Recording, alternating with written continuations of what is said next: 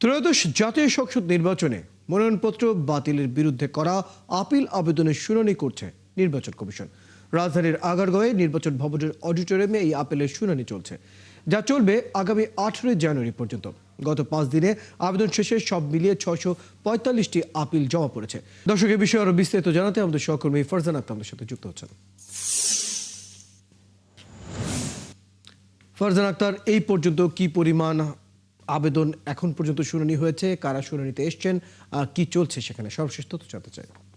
Royal 723 জনের মনোনয়ন বাতিলের বিরুদ্ধে আমরা দেখেছি মোট 645টি আপিল আবেদন পড়েছিল এবং আজ সকাল থেকে এখন পর্যন্ত আমার কাছে যে তথ্য সে অনুযায়ী এখন পর্যন্ত 13টি আবেদন নিষ্পন্ন করা হয়েছে এবং সেখানে আমরা দেখেছি যে 7 জনের আবেদন মঞ্জুর করা হয়েছে, 3 জনের আবেদন নামঞ্জুর করা হয়েছে, একজনের স্থগিত রয়েছে এবং একজন প্রার্থী অনুপস্থিত রয়েছেন। এবং আমরা কিন্তু এখানে আপনি দেখতে পাচ্ছেন ক্যামেরা, এখানে যারা প্রার্থী বা তাদের যে প্রতিনিধি আছেন তারা এখানে অপেক্ষা করছেন এবং যার যখন সিরিয়াল আসছে তাকে ডেকে নেওয়া হচ্ছে নির্বাচন কমিশনের অডিটোরিয়ামে। প্রধান নির্বাচন কমিশনার সহ বাকি কমিশনাররা কিন্তু এই আপিল আবেদনের শুনানি করছেন। সেখানে নির্বাচন কমিশনের সিনিয়র সচিবও উপস্থিত আছেন এবং আজ উল্লেখযোগ্য প্রার্থীদের মধ্যে আমরা দেখেছি তাসনিম যারাও এসেছেন, তারও আবেদন মনোনয়ন বাতিল করা হয়েছিল। 1% ভোটারের যে সমর্থন, সেখানে যে সমস্যা ছিল সেটির ক্ষেত্রে, এবং তিনি আবেদন করেছেন এবং আজ কিন্তু তিনি এখানে যুক্তিতর্ক উপস্থাপন করবেন এবং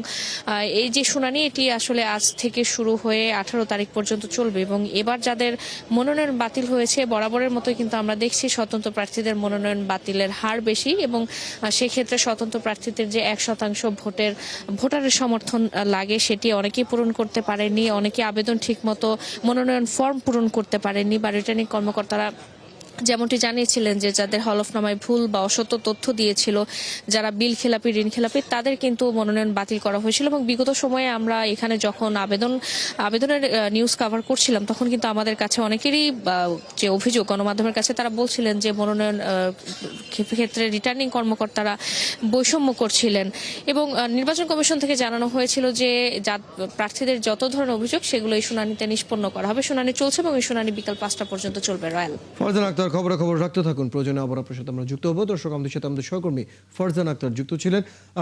ত্রয়োদশ জাতীয় নির্বাচন কমিশনের প্রার্থীদের যে মনোনয়নপত্র বাতিলের বিরুদ্ধে আপিল কার্যক্রম চলছে, সে বিষয়ে শুনানি চলছে আজ।